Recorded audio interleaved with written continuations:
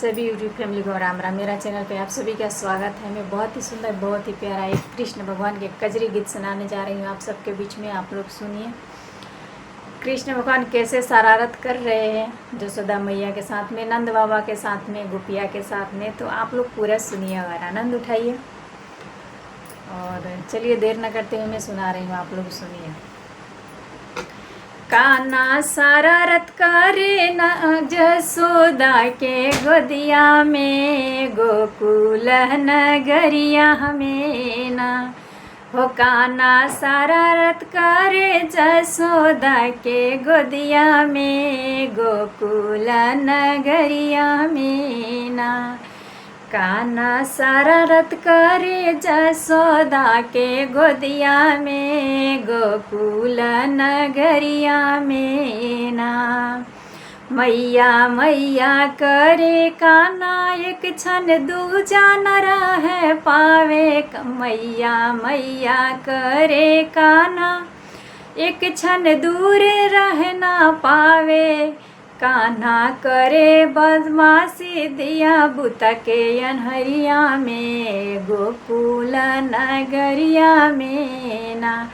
कान्हा करे बदमाशी दिया बुता के अनहरिया में, गोकुल नगरिया में ना हो। कान्हा करे बदमाशी दिया बुता के अनहरिया में, गोकुल नगरिया में ना।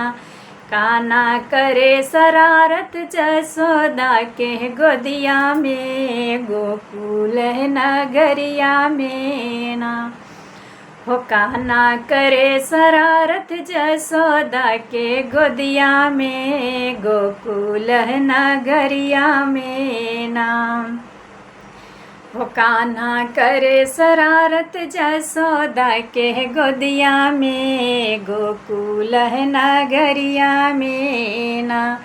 कान्हा गोपिया के घर जाए माखन मटकी फुर फुर माखन खाए। कान्हा गोपिया के घर जाए मटकी फुर फुर माखन खाए। कान्हा गोपिया के घर जाए हो मटकी फुर फुर माखन खाए।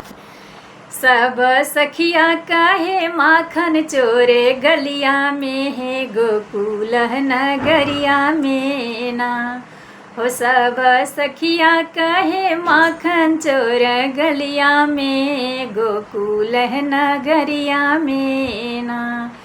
कान्हा शरारत करे जसोदा के गोदिया में, गोकुल नगरिया में ना हो। कान्हा शरारत करे जसोदा के गोदिया में, गोकुल नगरिया में ना हो। नंगे पाँव उतह जाए जंगल गैया चरावे। नंगे पाँव वो तो जाए जंगल गैया चरावे। वो तो गोपियन के चीर चोरावे नदिया में, गोकुल नगरिया में नहा।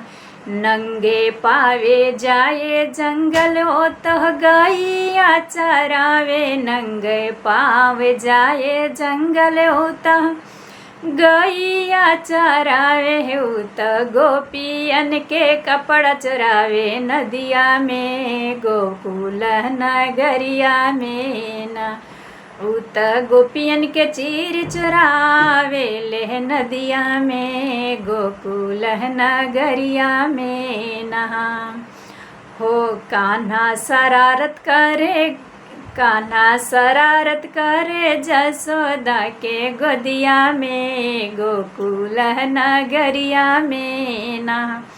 कान्हा शरारत करे जसोदा के गोदिया में, गोकुल नगरिया में ना।